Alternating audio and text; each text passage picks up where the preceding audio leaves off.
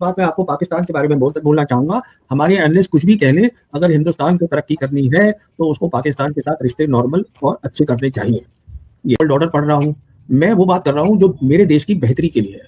मेरे देश की बेहतरी इस बात में है कि हिंदुस्तान पाकिस्तान के रिश्ते अच्छे हों तो दोनों की काफी तरक्की होगी एक साथ। हम वो मुल्क हैं जो एक ही साथ थे। नहीं किया गया था। पाकिस्तान इतना इंपॉर्टेंट सडनली कैसे हो गया है? सऊदी अरब से उसके ताल्लुक देखें कि पाकिस्तान एक क्रेडिबल मीडिएटर का काम करता हुआ नजर आ रहा है, ऐसा कहा जा रहा है, और वो दोनों से ही बात कर रहा है, दोनों पक्षों से, यानी कि अमेरिका से भी और ईरान से भी। तो कहने का मतलब ये है कि पाकिस्तान जो है, जैसे आप बता रही हैं, एक मीडिएटर के तौर पे फिर से आ गया है सामने, क्योंकि पाकिस्तान जो है उसकी क्रेडिबिलिटी बन गई है। वो दोनों साइड को एक्सेप्टेबल है, ईरान को भी एक्सेप्टेबल है, उनसे बात कर रहा है उनके फॉरेन मिनिस्टर अराकी से, आसिम मुनीर जो, और हमें एक साथ ही चलना है, स्पेशली जब अब नया वर्ल्ड ऑर्डर बन रहा है। उनकी खामियां हैं, हमारी भी खामियां हैं, ऐसी बात नहीं है, उनकी भी बहुत खामियां हैं, उनके पॉजिटिव्स हैं, हमारे भी पॉजिटिव्स हैं। पर ये कहना कि वो दुश्मन है, वो ये है वो है, इस बातों को जब आदमी ठंडे दिमाग से सोचता है और ये सोचता है कि इसमें मेरे मुल्क की क्या बेहतरी है, तो वो इसी नतीजे में पहुंचेगा जो मैं आपको बता रहा हूँ जी। अगर आज ये कोई आप तो दोनों देशों का फायदा होगा। जब दोनों का फायदा होता है उससे म्यूचुअल ट्रस्ट बनता है। इसका कोई लेना देना नहीं है कि पाकिस्तान ने उसको धोखा दिया और हमने इसको धोखा दिया। तो सवाल ये है कि आप आंख बंद करके देखिएगा पाकिस्तान के साथ किन किन मुद्दों पे हम क्या क्या बात कर सकते हैं, और वो भी सोचेंगे। आदाब, नमस्कार, बहुत बहुत स्वागत आप सभी का। आप देख रहे हैं पब्लिक इंडिया, मैं हूं आपके साथ बुशरा खानम फहाद। और स्क्रीन पर देख सकते हैं मेरे साथ देश के जाने माने डिफेंस एक्सपर्ट और फोर्स मैगजीन के एडिटर प्रवीण साहनी जी मेरे साथ जुड़ गए हैं। प्रवीण जी, बहुत बहुत स्वागत आपका कार्यक्रम में। Thank you, thank you. और ये लग रहा था कि शायद बातचीत के कुछ दौर शुरू हो सकते हैं, लेकिन ट्रंप ने जिस तरह से ट्वीट किया है और ट्वीट में जिस तरह की बदतमीजी की है, जिस तरह की अभद्र भाषा का इस्तेमाल किया है, या मैं सीधे तौर पर कहूं कि गाली गलौज वो करते हुए नजर आ रहे हैं, धमकी वो जिस तरह से दे रहे हैं, ऐसा लग रहा है कि अब इस वॉर की इंटेंसिटी और बढ़ती हुई नजर आ रही है। हालांकि दूसरी तरफ हम ये देखें कि पाकिस्तान एक क्रेडिबल मीडिएटर का काम करता हुआ नजर आ रहा है, ऐसा कहा जा रहा है, और वो दोनों से ही बात कर रहा है, दोनों पक्षों से, यानी कि अमेरिका से भी और ईरान से भी।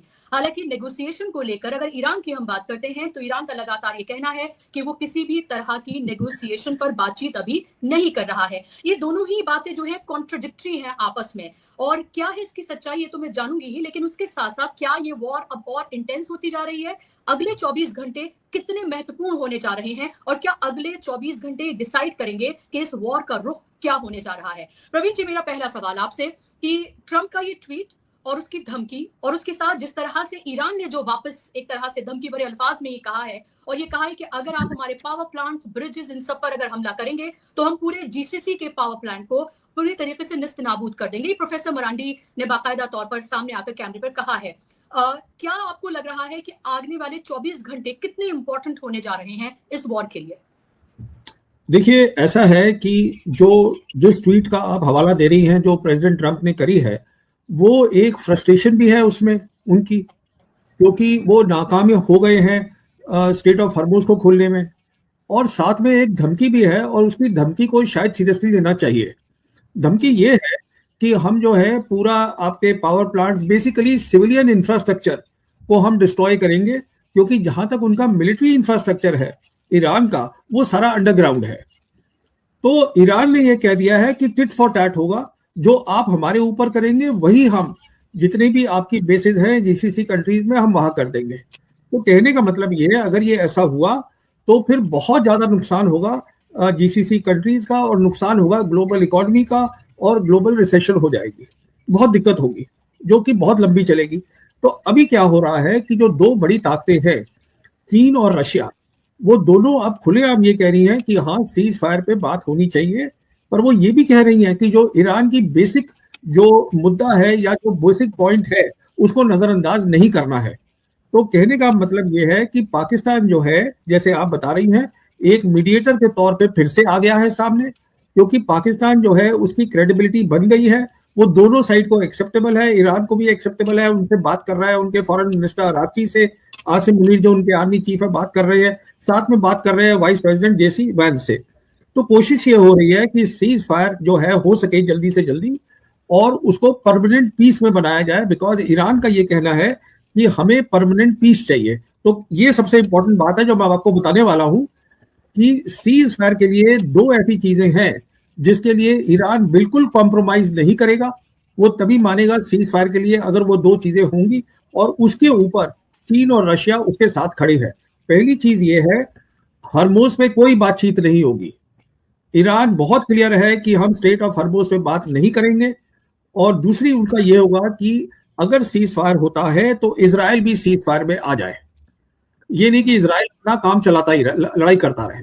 तो ये अगर एक्सेप्टेबल होंगी तो सीज फायर हो सकता है, फिर बातचीत हो सकती है, क्योंकि अब दो, जैसे मैंने आपको बताया, दुनिया की बड़ी ताकतें चीन और रशिया ओपनली आ गई हैं सीज फायर के हक में और ईरान के साथ खड़ी है। तो कोई भी नहीं चाहता कि नुकसान हो, कोई नहीं चाहता है कि पूरी दुनिया की इकोनॉमी को कुछ हो।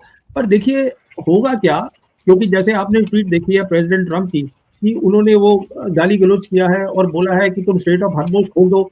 स्ट्रेट ऑफ हॉर्मुज अमेरिका नहीं खुलवा सकता है, स्ट्रेट ऑफ हॉर्मुज ईरान के पास है, ईरान तय करेगा कब खोलना है। तो मेरा अंदाजा ये है कि शायद सीज फायर से कुछ खास काम ना हो सके और हम एक आगे की लड़ाई दिख रहे हैं। जी, क्योंकि एक तरफ जो बातचीत हो रही है जिसका जिक्र आप भी कर रहे हैं प्रवीण जी, और दूसरी तरफ हम ये देख रहे हैं कि ईरान भी जिस तरह से अपनी बातों पर अड़ा हुआ है, और फिर डोनाल्ड ट्रंप की ये धमकी, यानी कि सारा का सारा जो कंसंट्रेशन है या जो पॉइंट ऑफ कॉन्वर्सेशन जो है या नेगोशिएशन जो है वो स्ट्रेट ऑफ हॉर्मुज बनकर रह गया है। वो धमकी दे रहे हैं कि नहीं खोला तो तुम्हारे साथ ये कर देंगे, तबाही होगी, तुम याद रखोगे। ईरान कह रहा है कि हम किसी कीमत पर खोलेंगे नहीं, जो चाहे कर लो, बल्कि मजाक भी कर रहे हैं कि अरे उसकी चाबी तो खो गई, उसकी चाबी तो कहीं और चली गई। तो फिर अगर इस तरह का एक डेडलॉक बनता हुआ नजर आ रहा है तो क्या आपको ये लग रहा है कि ये वॉर फिर और ज्यादा इंटेंस और लंबी खिंचती हुई आपको नजर आ रही है? देखिए, इसमें दो बातें हैं। पहली बात तो ये सबको समझना है कि ये जो लड़ाई है ये ईरान जीत गया है।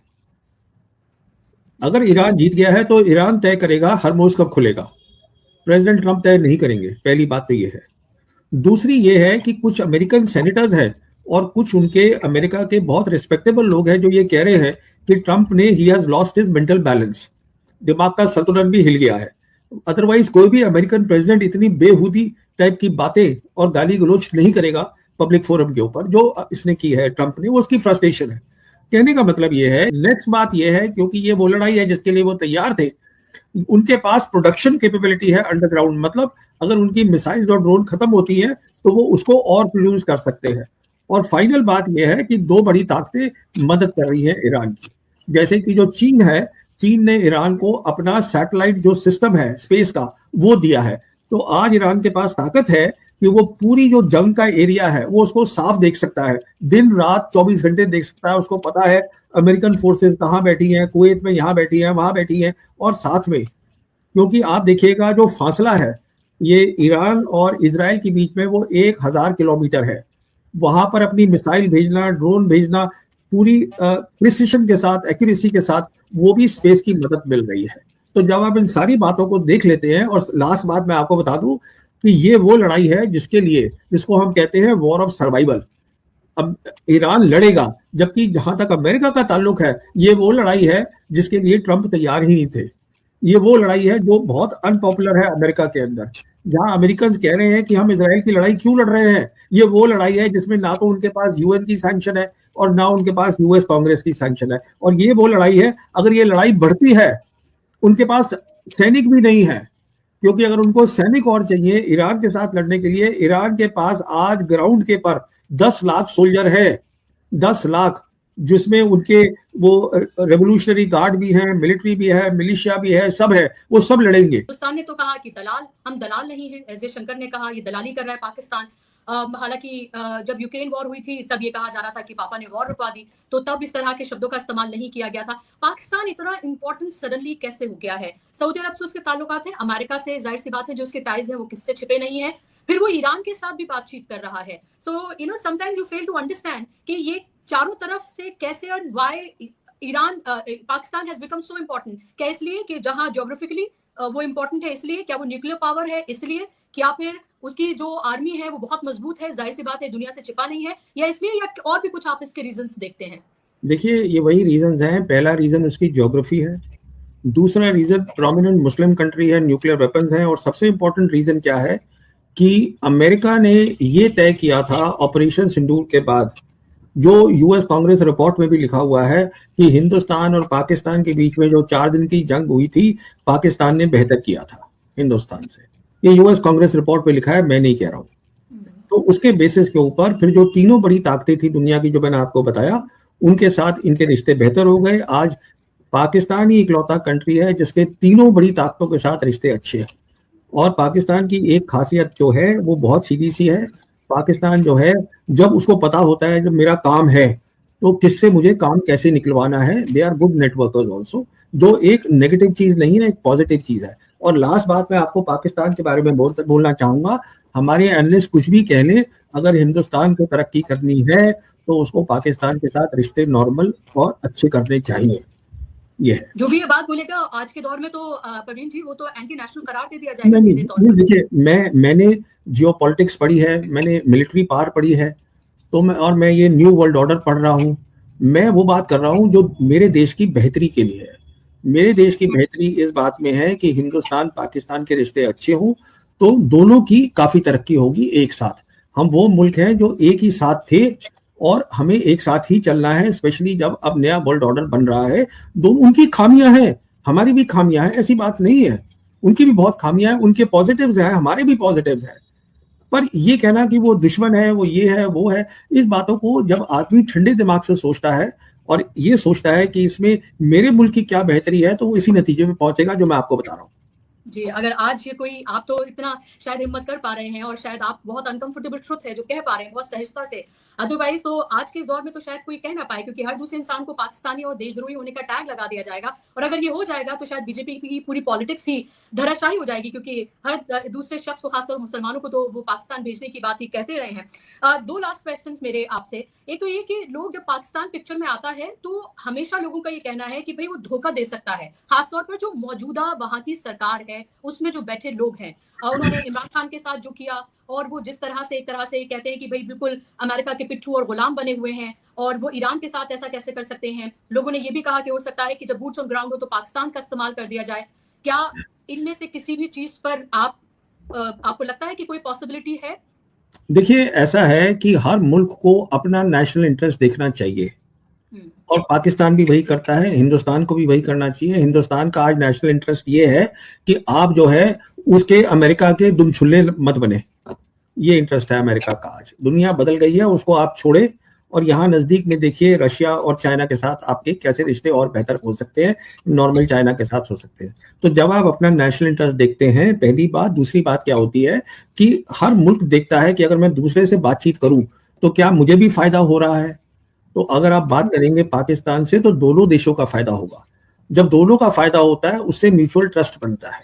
इसका कोई लेना देना नहीं है कि पाकिस्तान ने उसको धोखा दिया और हमने इसको धोखा दिया। तो सवाल ये है कि आप आंख बंद करके देखिएगा पाकिस्तान के साथ किन किन मुद्दों पे हम क्या क्या बात कर सकते हैं, और वो भी सोचेंगे आंख खोल कर क्या कर सकते हैं। मैं ये कहने की कोशिश आपसे कर रहा हूँ कि हमारे देश से कि बहुत फायदा होगा। हम आंख खोल के चाइना के साथ नॉर्मल रिलेशंस करें और हम आंख खोल के अपने पाकिस्तान के साथ नॉर्मल रिलेशंस करें, ये सोचते हुए कि दोनों मुल्क, अमेरिका, सारे मुल्क अपना फायदा सबसे पहले देखते हैं कि हाँ मेरा फायदा है इस इंसान से बात करने में कि नहीं। अगर नहीं है तो वो क्यों बात करेगा।